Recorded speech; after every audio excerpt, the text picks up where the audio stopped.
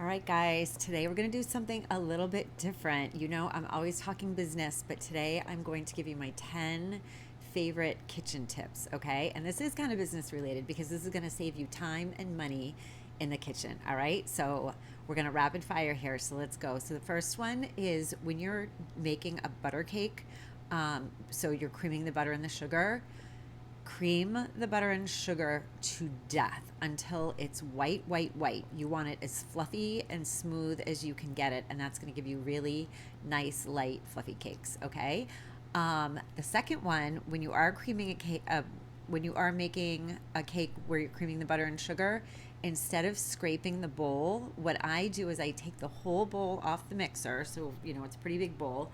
And then I run it under hot water, and what it does, it loosens up all the butter and the sugar so that I don't have to scrape the bowl and then you don't miss any, okay? Another tip is I keep a little bit of buttercream in the freezer. So when I am, you know, it's a hot day and maybe my air conditioning can't keep up and my buttercream is a little bit softer than I want it to be, I just take some of that buttercream out of the freezer and I mix it right in there and it cools it right down, okay? When you're baking your cakes, when you take them out of the oven, soak them when they're warm. All right, so I always use a simple syrup on my white and yellow cakes, and sometimes my chocolate, it depends. But if you soak them right when they come out of the oven, it does a couple things. It keeps them from cooking and drying out, and then it makes all the syrup go into the cake, and then you can cover it up. Okay. This is one of my favorite ones, guys. I make a lot of sugar flowers, and I use these egg trays as a little holder for it. So especially when I'm making hundreds of sugar flowers, I just use all the egg trays, and you can just form them however you want to, and it holds them up. Another one where I don't know why wedding cake makers don't all do this, but please assemble your cakes, and if you can finish them the night before, finish them all the night before, but definitely assemble them the night before so that they get a chance to chill and be in the refrigerator overnight so they can be really, really solid upon delivery. Okay. um, refrigerate refrigerate your buttercream. Sorry, refrigerate your buttercream when you are smoothing a cake. So what I mean by this is like when you're smoothing the top of a cake. So say you're smoothing the sides and you want to get the sides really smooth and you're trying to smooth the top.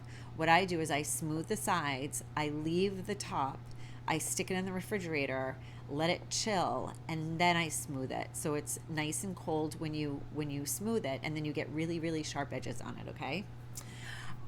So what you can do, I do not freeze my wedding cakes, but what you can do if you are like me and you don't want to serve frozen cakes ever, I have experimented with freezing some of my batter, and I have found that oil-based cakes freeze really well. So especially my chocolate cake, I'll make a giant batch of batter whenever I'm making it, and then I keep some in the freezer so that if I have to make sample cakes or something like that, I always have batter in the freezer. So try, just experiment with it. Carrot is probably another one that freezes really well. Red velvet freezes really well. Really anything that's an oil based, okay?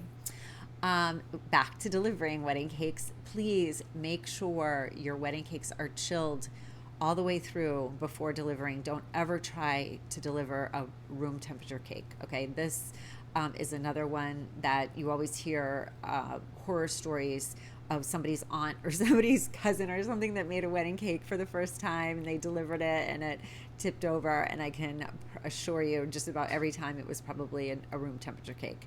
Okay, and then my last tip, number 10, this one also has to do with refrigeration. When you are making your cake layers, make sure to chill everything in between. So make all the cake layers, chill them. I actually chill them overnight, so chill them, and then fill them, chill them, coat them, chill them, and then put your final coat on them and then chill them. So just make sure that you're leaving yourself a lot of time in between to chill everything. So, okay, so those are my 10 favorite kitchen tips to save you time, save you money, make sure that all your wedding cakes and whatever special occasion cakes come out great and you won't have any accidents and everything's going to be perfect. So that's what I wanted to talk about today. And if you do want to be on the list for the Wedding Cake Business Academy. It is going to be available very soon. I'm just putting the finishing touches on it.